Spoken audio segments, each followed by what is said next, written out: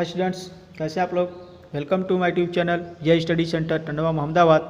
Dear students, आज के इस वीडियो में हम लोग पढ़ने वाले हैं गोलीय दर्पण के बारे में, स्फेरिकल मिरर। तो इससे पहले मैंने 3 वीडियोज आपको बना चुका हूं, जिसमें आपको प्रकाश के परावर्तन से रिलेटेड टर्म्स के बारे में बताया गया है, और इसके पिछले वाले वीडियो में हम लोग पढ़े थे प्रकाश का परावर्तन और परावर्तन के नियम। तो प्लीज़ आपसे एक रिक्वेस्ट है कि यदि मेरे पीछे की वीडियोज आप नहीं देखे हैं उससे जाकर देखिए, डिस्क्रिप्शन में आपको लिंक मिल जाएगा। क्योंकि जब तक आप वे सब वीडियोज नहीं देखेंगे तब तक आपको ये चीज़ समझ में नहीं आएगा। तो आपसे रिक्वेस्ट है कि जा करके जरूर देखिए, तभी इस वीडियोज को देखिए, ठीक है। तो आइए हम लोग जानते हैं गोलीय दर्पण क्या होता है। गोलीय दर्पण, जिसको हम लोग बोलते हैं स्फेरिकल मिरर, गोलीय दर्पण स्फेरिकल मिरर। अब ये क्या होता है, कांच का खोखला आप देखें ना, तो ये गोलीय दर्पण जो है कांच के खोखले गोले का एक भाग होता है। इसे मान लीजिए कांच का खोखला गोला हो गया, ठीक, ये खोखला गोला हो गया। अब कांच के खोखले गोले का एक भाग होता है, इसको मैंने काट दिया बीच से। अब ये 2 भाग बन गया, ये पहला और ये दूसरा भाग, ठीक। अब ये गोलीय दर्पण आपका 2 प्रकार का होता है। एक अवतल दर्पण, अवतल दर्पण जिसको हम लोग बोलते हैं कॉनकेव मिरर, कॉनकेव मिरर, ये वो है। दूसरा जो होता है उत्तल दर्पण, उत्तल दर्पण, इसको हम लोग बोलते हैं convex mirror, convex mirror, convex mirror. आइए समझ लेते हैं ये क्या होते हैं। तो देखिए, इसको हम लोग अंदर से पेंट करते रहे, पेंट या इसको हम लोग बोलते हैं कलई, जो भी आप समझ लीजिए। तो और इसको बाहर से मैंने पेंट कर दिया, ठीक। तो अब ये जब कलई कर देंगे एक साइड, तो ये दूसरा का साइड क्या हो जाएगा, दूसरा का जो इसका साइड होगा ये परावर्तक बन जाएगा। परावर्तक मतलब कोई प्रकाश किरण आएगी इससे तो परावर्तित हो सकती है, ठीक। तो ये परावर्तक बन जाएगा। तो अवतल दर्पण को हम लोग क्या बोलेंगे अवतल दर्पण को बोलेंगे गोलीय दर्पण का वह भाग जो बीच से, जिसका परावर्तक पृष्ठ बीच से धंसा हुआ हो। ये देख रहे हैं ना, ये परावर्तक पृष्ठ है और ये बीच से क्या है, धंसा हुआ है। तो इसको हम लोग क्या बोलेंगे, अवतल दर्पण। उत्तल दर्पण क्या होगा, अब ये वाला परावर्तक, ये देखिए बीच से उभरा हुआ है ना, तो इसको हम लोग ये बोलेंगे कि गोलीय दर्पण का वह भाग जिसका परावर्तक पृष्ठ बीच से उभरा हुआ हो, उसको हम लोग उत्तल दर्पण कहते हैं। क्लियर हुआ। तो ये आपके 2 तरह के हो गए। अब इस गोलीय दर्पण से कुछ परिभाषित शब्द हैं जिसके बारे में हमको जानना जरूरी है, और ये आगे बहुत यूज होगा आपका, इसलिए ध्यान से समझिएगा जितने भी मैं परिभाषित शब्द बता रहा हूँ, ठीक।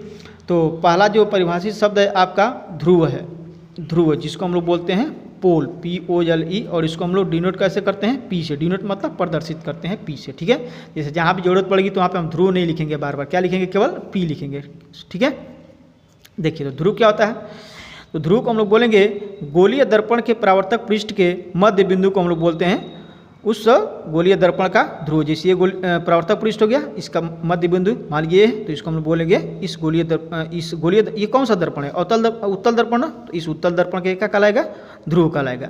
और ये क्या है, अवतल दर्पण, तो इसके मध्य परावर्तक पृष्ठ के मध्य बिंदु ये हो गया, तो इसको हम लोग क्या बोलेंगे, इस अवतल दर्पण का ध्रुव बोलेंगे, ठीक। क्लियर हुआ। तो ये हो गया गोलीय दर्पण का ध्रुव। उत्तल दर्पण में ये आपका ये हो गया, और अवतल दर्पण में ये हो गया।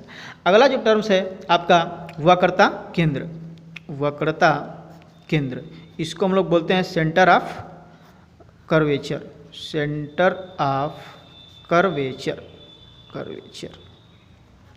इसको हम लोग डिनोट करते हैं कैपिटल C से, वक्रता केंद्र को कैपिटल C से डिनोट करते हैं, ठीक है। ये याद रखिएगा, ठीक है ना, आगे बहुत काम करेगा। वक्रता केंद्र, तो ये जो खोखला गोला होगा इसका कोई ना कोई सेंटर होगा, होगा कि नहीं होगा।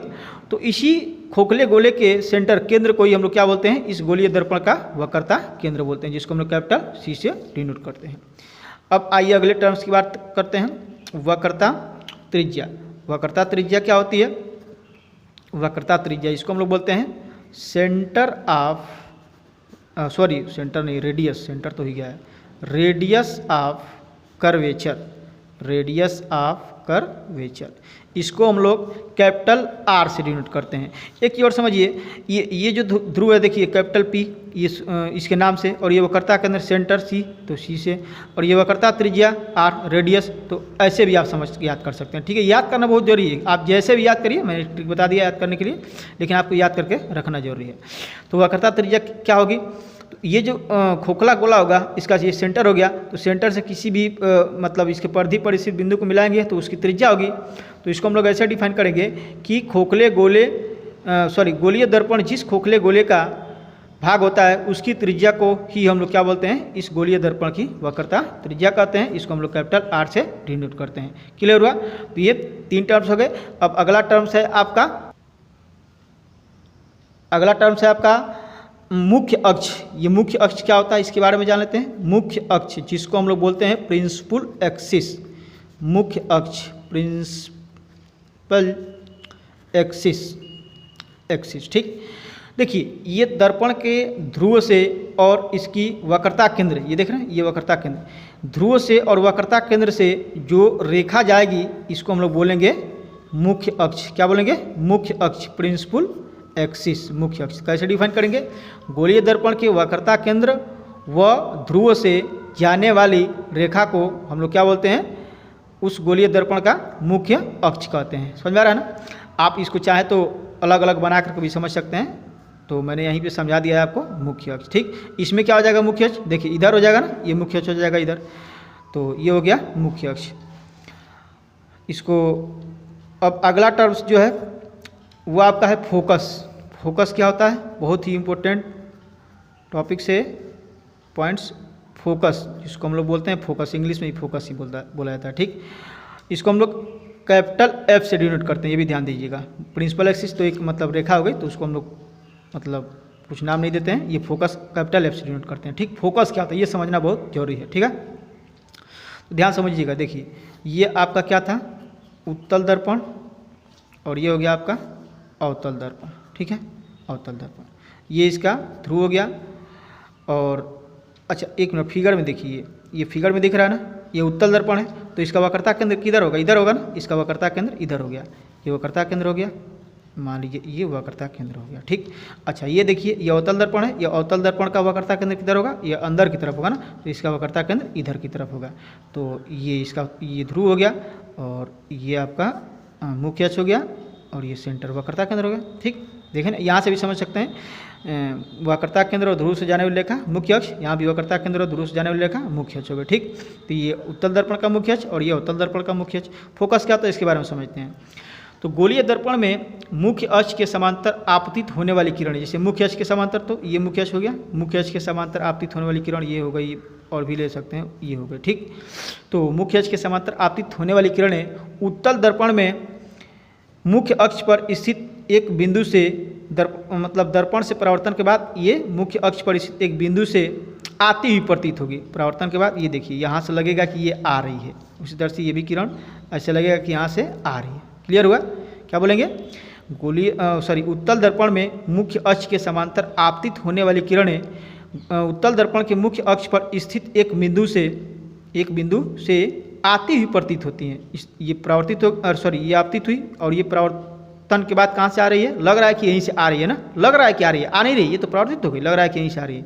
तो इसी बिंदु को हम लोग क्या बोलते हैं? इस उत्तल दर्पण का फोकस बोलते हैं, उत्तल दर्पण का फोकस बोलते हैं। कैपिटल F से इसको भी डिनोट करते हैं, उसको भी कैपिटल F से ही करेंगे। अब इसमें समझ लेते हैं अवतल दर्पण में क्या होता है। तो अवतल दर्पण में क्या बोलेंगे? मुख्य अक्ष के समांतर आपतित होने वाली किरण, ये वही मुख्य अक्ष के समांतर आपतित होने वाली किरण दर्पण से परावर्तन के बाद अवतल दर्पण के मुख्य अक्ष पर स्थित एक बिंदु से होकर गुजरती है। ये देखिए गुजर रही है ना, ये किरण यहाँ से चली गई, ये भी किरण क्या होगी? यहाँ से होकर के गुजर जाएगी। तो इस बिंदु को हम लोग क्या बोलेंगे? अवतल दर्पण का फोकस, या इसी को हम लोग बोलते हैं मुख्य फोकस ही बोलते हैं। इसको हम लोग कैपिटल F से डिनोट करते हैं। क्लियर हुआ? तो ये हो गया आपका 5वां टर्म्स। इसको ध्यान से समझिएगा क्योंकि बहुत इंपॉर्टेंट है, इसका ज़्यादा यूज होगा आगे। ठीक है, अब अगले टर्म्स की हम लोग, तो अब जो अगला टर्म्स है ये आपका फोकस दूरी। फोकस दूरी क्या होता है? फोकस दूरी। तो फिगर में आपको मैंने दिखाया था कि ये जो फोकस आपको यहाँ पे दिखा था ना, ये फोकस, और ये हो गया दर्पण का ध्रुव। तो फोकस दूरी को हम लोग कैसे परिभाषित करेंगे? गोलीय दर्पण के ध्रुव तथा फोकस के बीच की दूरी को हम लोग क्या बोलते हैं? फोकस दूरी बोलते हैं। इसको हम लोग कैपिटल F से डिनोट करते हैं। कैसे? कैपिटल F से डिनोट करेंगे। समझ आ गया? तो क्या बोलेंगे? गोलीय दर्पण के ध्रुव और फोकस के बीच की दूरी को हम लोग बोलते हैं फोकस दूरी। ये हो गया आपका 6वां। अब अगला टर्म्स है आपका फोकस तल। ये कोई उतना खास इंपॉर्टेंट नहीं है। फोकस तल, इसको हम लोग बोलेंगे फोकल प्लेन। अब इसको हम लोग बोलते हैं कि ये दर्पण का जो फोकस है ना, यहाँ पे दिख रहा है ना, ये फोकस से जाने वाले तल और मुख्य अक्ष के लंबवत, ये मुख्य अक्ष हो गया, इसके लंबवत, ये लंबवत हो गया ना, ये तल हो गया एक, ठीक। मुख्य अक्ष के लंबवत है और ये फोकस होकर जा रहा है, तो इसी तल को हम लोग क्या बोलते हैं, फोकस तल, फोकल प्लेन। क्लियर हुआ। तो ये गोलीय दर्पण से जितने भी परिभाषित शब्द है इसको हमने बता दिया, ठीक। और इसको देखिए आप अपने से भी बना कर लिख सकते हैं, यदि नोट्स चाहिए तो मैं नोट्स भी आपको प्रोवाइड कर दूंगा, ठीक है। तो मैंने हर एक पॉइंट्स को अच्छे तरीके से समझाने की कोशिश किया। यदि फिर भी आपको लगता है कि ये टर्म्स मुझे या वर्ड्स समझ में नहीं आया है, उसको सर फिर से आप समझाइए, तो प्लीज़ कमेंट करके ज़रूर बताइए। और इस वीडियोज़ को ज़्यादा से ज़्यादा लाइक कीजिए, शेयर कीजिए, ताकि आपके जैसे बहुत सारे स्टूडेंट्स देखें, समझें और अपनी स्टडी को कंटिन्यू कर सकें, ठीक। तब तक के लिए thank you, all the best. और इसके अगले वीडियो में हम लोग पढ़ेंगे गोलीय दर्पण की फोकस दूरी और वक्रता त्रिज्या में क्या संबंध होता है, ये दिख रहा है ना। तब तक के लिए thank you, all the best.